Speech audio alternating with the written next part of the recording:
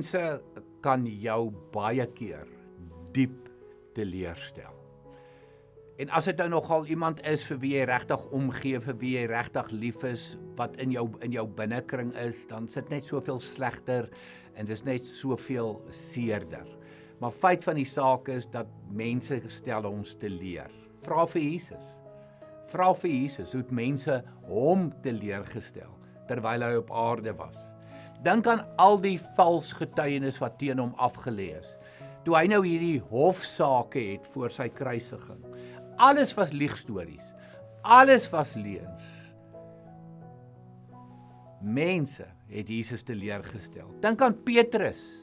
Petrus se laagtepunt in sy lewe toe hy Jesus verloon. Petrus wat regtig lief was vir Jesus, wat uitgesproke 'n getuie, volgeling, 'n disipel van Jesus is. Hy verloon Jesus. Judas, ook in Jesus se persoonlike binnekring, een van die 12, wat Jesus verraai met 'n soen en net daarna word hy gevange geneem. Dink aan die drie disippels die naaste aan Jesus, wat hy saamvat na die tuin van Getsemane toe. Bid saam met my. Bid saam met my. Ek het julle ondersteuning nodig. Ek het julle gebede nodig. Hierdie is 'n verskriklike pad wat ek besig is om te stap. Ek weet nie of ek hiervoor kan sien nie.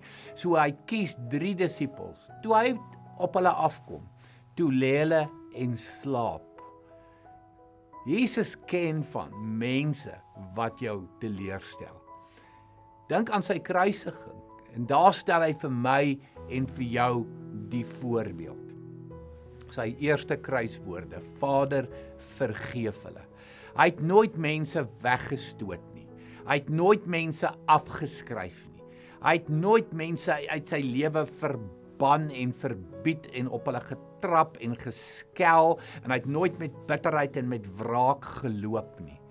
Nee, selfs aan die kruis is sy woorde: Vader, vergeef hulle. En in Johannes 21 herstel hy vir Paulus. Hy vra vir hom vir Petrus, nie vir Paulus nie, vir Petrus. Hy vra vir hom 3 keer. Petrus, het jy my lief? Het jy my lief? Het jy my lief? Ja, jy het my 3 keer verloon, maar ek kom herstel jou 3 keer. Ek vergewe, ek spreek vry, ek skep vir jou 'n nuwe lewe, ek skep vir jou 'n nuwe toekoms. Kom ek en jy wees dieselfde as mense ons teleurstel. Dis die lewe gebeur. Kom ons spreek vry, kom ons vergewe, kom ons volg Jesus se voorbeeld en raak ons slaaf van bitterheid en wraaksugtigheid in ons lewe en ons lewe 'n lewe propvol vergifnis.